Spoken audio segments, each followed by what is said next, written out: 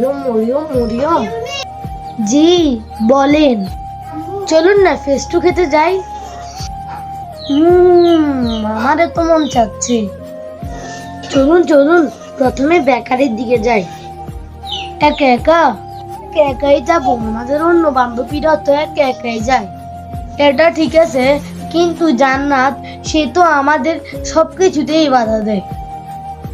রাখুন না তার কথা, আমরা চুপি চুপি বের হয়ে যাব। চলুন চলুন। খাদিজা এদিকে আসুন। কোথায় যাচ্ছে? ওফো আপু। জি আপু, কোথায় যাচ্ছে? আমরা ফেস্টি আনতে যাচ্ছি, আপনার জন্য নিয়ে আসবো। ও আচ্ছা, আপনারা আমাকে লোভ দেখাচ্ছেন। আপনারা তো জানেন লোভ খারাপ কাজ।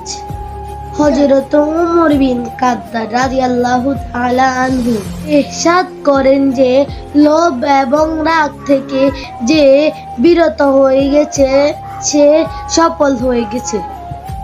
ঠিক আছে, এখন যেতে দিন না। একা একা একা একা যাচ্ছি না তো, মরিয়ম সাথে আছে।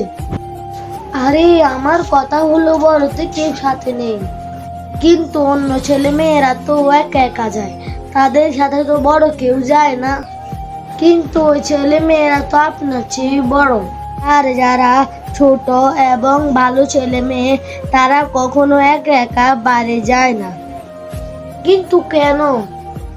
বাইরে যাওয়ার আগে বাবার থেকে অনুমতি নেওয়া দরকার। কারণটা তো বলুন, আপনি তো সবসময় আব্বু আম্মু হয়ে যান।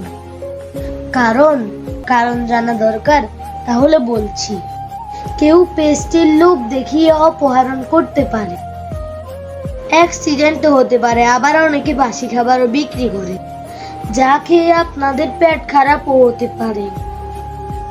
আর হ্যাঁ, কুকুরও পিছনে লাগতে পারে। ঠিক আছে, আমাদের ভুল হয়ে গেছে, আমরা আর কখনো একা একা বাইরে যাব না।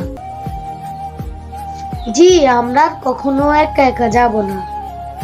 আর হ্যাঁ, আপনারা সবাই এটাই মাথায় রাখবেন, ছোটদের কখনো একা একা বাইরে যেতে দিবেন না।